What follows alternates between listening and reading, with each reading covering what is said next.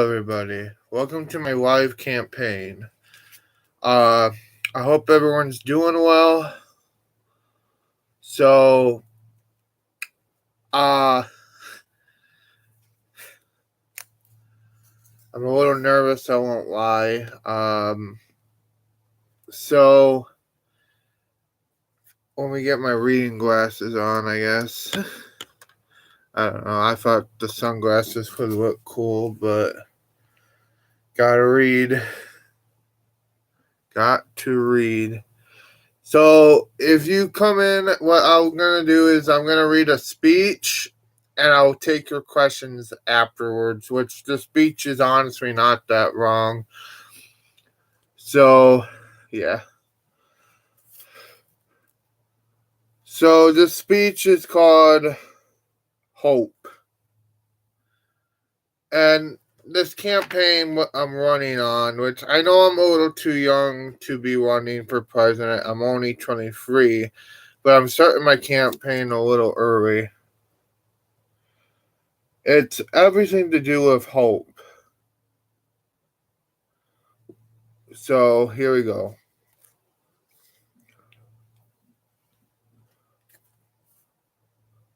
Hope was and is our biggest desire.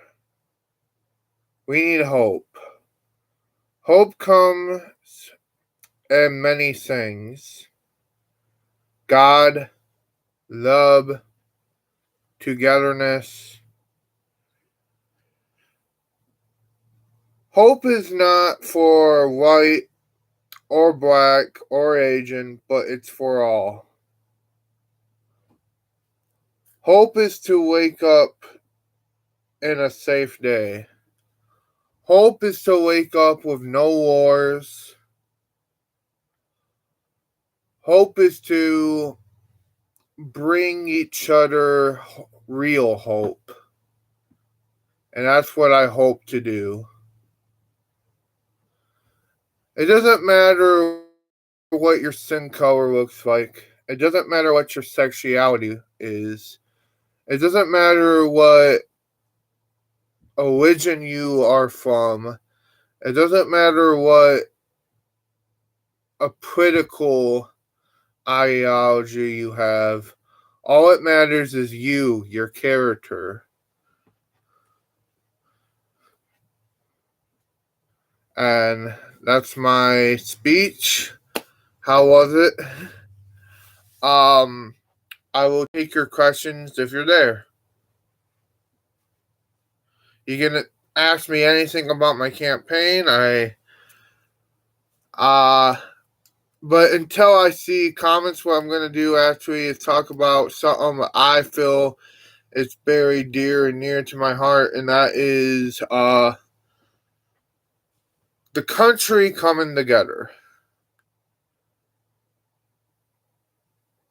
Folks, we lived in this country, and I'm talking about America now. But really, it can be tribute to all countries, really. But I'm talking about America because that's where I live. Folks, we lived in this country too long to not come together. If we can somehow do this, come together, we would be in great hope and loved. No longer would we fight because, oh, I'm a Democrat or, oh, I'm a Republican. I disagree with you. We really need to really work on each other. I feel like I'm going to say a cheesy saying, but it's true, and it's from a comic book. With great power comes great responsibility. But I'm going to change that. With great freedom comes a great responsibility. You see, if we really focus on who we are as a country and what we want to be and put aside our differences, we would be, if ever, a great country. Now, when I say a great country, I mean a great country, great as it ever has been. No more fighting, no more. Let's not turn America into a boxing ring as it has been. Let's turn America into a great nation as it should be. And that's what I want to do in this campaign. See, I worry about the future, not the past, but the future. Now, I am a very nostalgic person. I get that. I love nostalgia. You know, I turn on an old TV show from my youth and I'm like, that's a good show. But, and we can still have that, but we should also look through the future.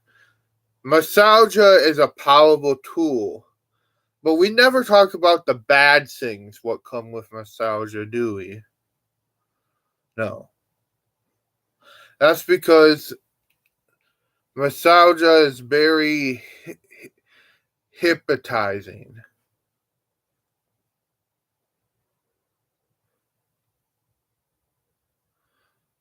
And if we can somehow limit our nostalgia, I think we can limit the hate.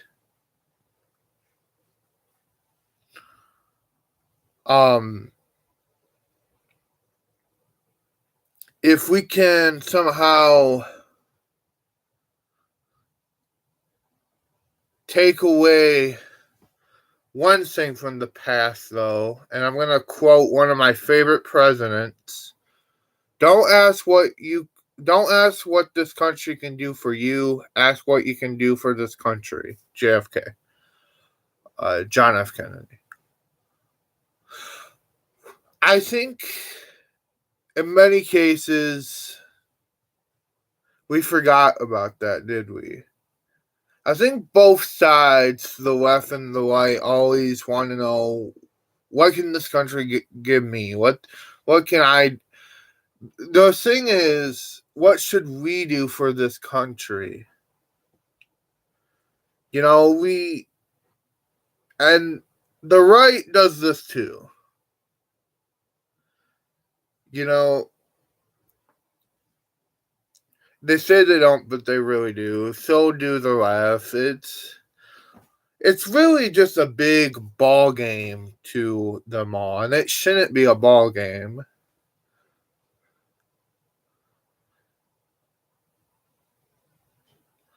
I think overall, what I'm trying to really accomplish with this campaign, even if I don't win, is try to inspire people who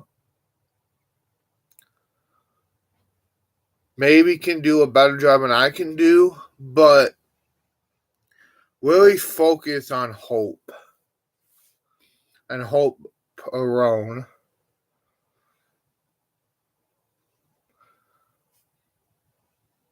Just a little quick reminder, if you guys want to ask me some questions, go ahead. That would be great.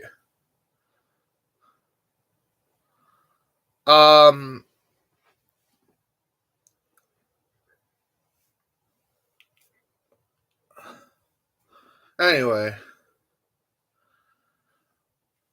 we don't have to be stuck in a country full of hatred and bigotry. We can be in the country full of hope and love and understand this. We just have to work towards that. Because, folks, it's already here. We just got to take it. We just got to take it. Let's talk about our economy now. I feel like for the most part, our economy has not been great, thanks to, COVID. But we can fix this. Sections. We are in a section again. We need to get out of the sections. We really do. And I think the only way to do that is, I think what we got to start doing is really go back to a gold based America. And what I mean by that, we got to go back to gold. That is the only way. Paper money ain't doing us any favors right now. It's really not. I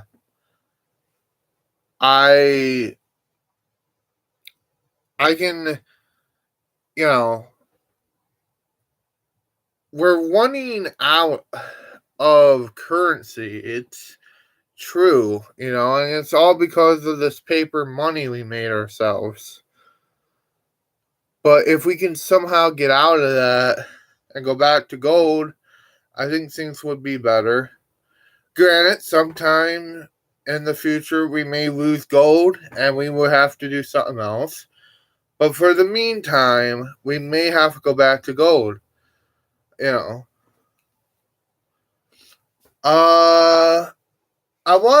thing I want to talk about is a strong opinion on gun control. Everybody has their own opinions on this. I used to be super into gun control. I still think gun violence is a big issue, what needs to be stopped. I don't know if gun control is necessarily going to work. And it's not like I'm totally against it. It's just what I know is anyone can go out and make a gun. And I think what we really got to do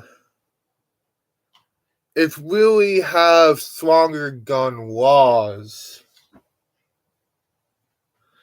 I don't think a normal person should own a military gun. They can own a shotgun, but not a military gun.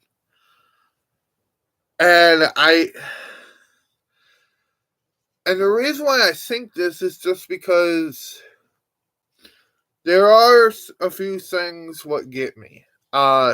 Sweden,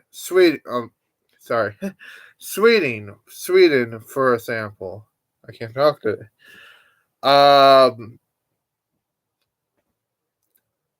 They have strong gun laws, but everybody owns a gun. And there's almost no violence. I mean, there is, but there's almost no violence in Sweden. Now, I don't know if I want to go down that road. I'm not sure if I think, everybody should have a gun, because that would be against freedom of speech. And if you don't want a gun, you shouldn't have a gun. But I do think there is. Here's the thing: I would never own a gun. I think I don't like guns. I don't understand guns. That's just me. But I think overall, I think it's hard to really say, okay, we're gonna stop guns. Because once you do that, you're always gonna have people who go, okay, we're just gonna make guns now. Gun control by itself is a good idea on paper, but I just don't see it working. Maybe like 20 years ago it would have worked. Maybe in the 2000s it would have worked. But nowadays, let's just face it, there's too many guns nowadays. Actually, I think there's more guns now than there was in 2010. So, we got to find a different way, people. That's what I'm saying.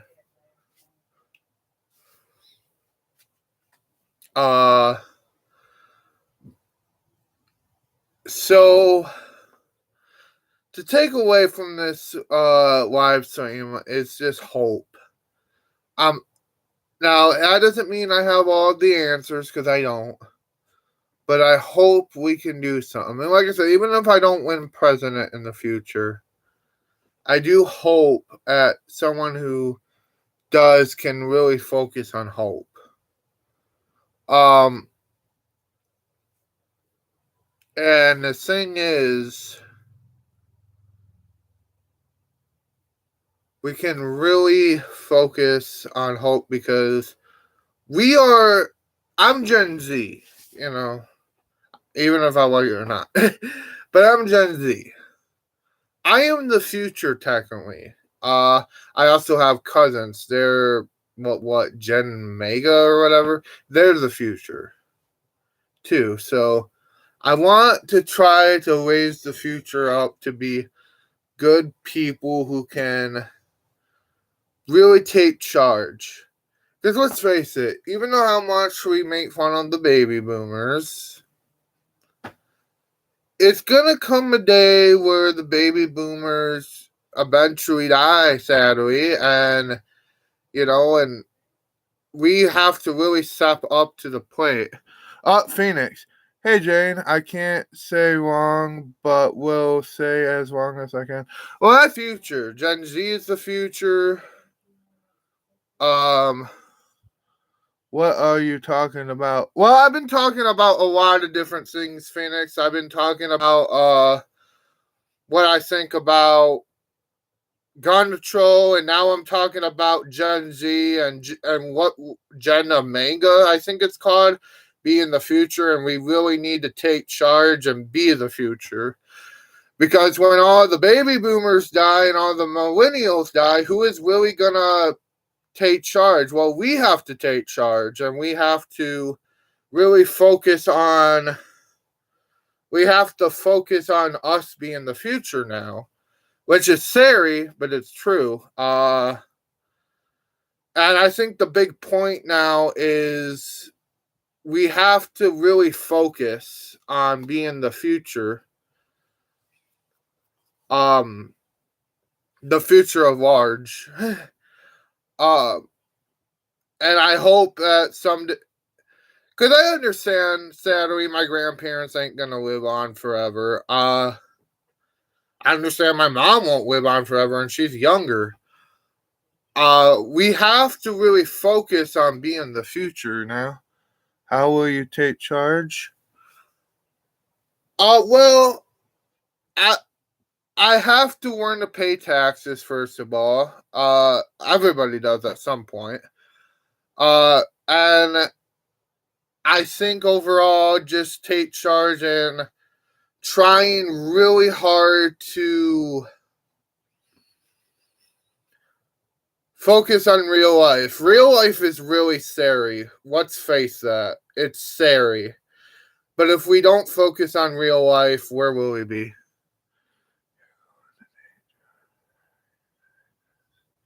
Not just paying taxes, but hopefully you get what I mean.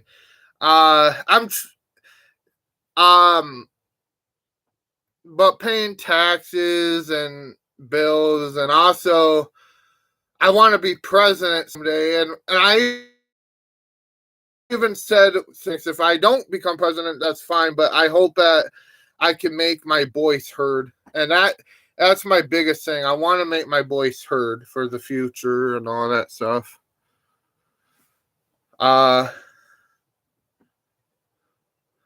Actually, Phoenix, I'm actually going to end the stream soon, but if you want to ask me anything else before then, you can. Hope the stream will be up on YouTube anyway. So, what is it about life you think is scary? Just growing up, and I'm 23 now, and it's harder with autism, I think. Just growing up and trying to understand that, not everything's not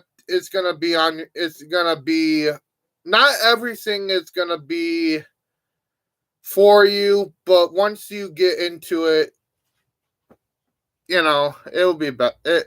You will find a way eventually, I hope you're understanding, Phoenix. I'm trying. There's no such thing as easy as. I'm not sure. Yep. It's no such thing as easy autism. Anyway, Phoenix, I'm gonna end the stream now, but thank you for coming. My video will be up soon anyway, but I hope everyone enjoyed this little campaign of mine. I'll see you soon. Have a good day. And before I go, I just want to say I will do more of these. Just stick around until then. Okay, see ya.